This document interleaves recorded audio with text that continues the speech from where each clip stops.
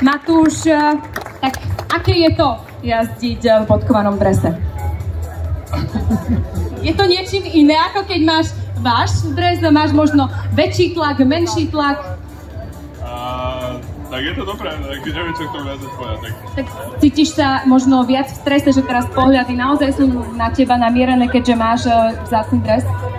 Tak dneska je tam iba 9 bodov, takže v podstate mám taký náskok, že dneska mi to nemôže nikto zobrať, čiže budem sa snažiť sa najviac oddychnúť v najzlejšej etape, lebo tam je tých bodov fakt dosť, takže dneska to bude len skúsiť oraziť po včerajšku, včera to bol dlhý deň úniku, takže oraziť a pripraviť sa na zajtrajšok.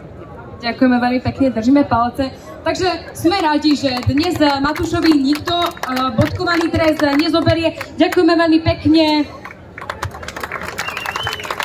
A máme tu ďalší tým, Q36 Pro Cycling Team, ktorý prichádza na pódium. No a priatelia, v tejto chvíli skôr ako Zuzka predstaví tento tým, ja sa s vami lúčim, pretože ja idem na trať ako spravodajca, čo sa deje v pelotóne, aj s Jankom Stejskalom z ozvučeného auta. Takže dovidenia a už to tu bude všetko v réžii Zuzky Marušiakovej. Zuzka, ďakujem za spoluprácu. Ďakujem veľmi pekne a ty choď informovať po našich cestách, čo sa deje na pretekoch. No a my poďme na to. Číslo 71 Javier Asparen.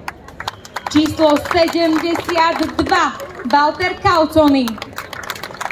73 má na chrbte Mark Donovan. 74 taliansky jazdec Alessandro Pancelu. Dámy a páni, 75 Giacomo Nizzolo, majster Európy. 76 Nicolo Parisini. No a 77 Joey Rosskopf. Ďakujeme veľmi pekne. Thank you very much, guys.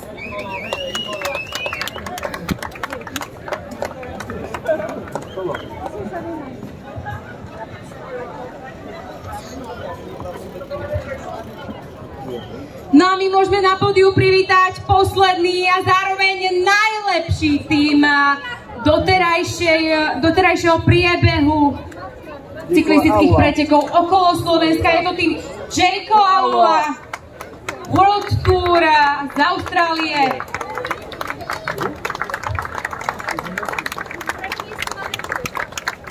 Číslom 24 sa nám práve podpísal Gronald Amund Jansen. Vidíte, že v drese švajčiarskeho národného šampióna sa práve podpísal Mauro Schmidt.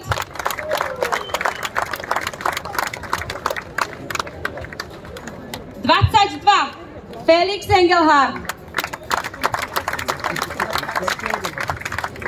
26 má Colm Scotson.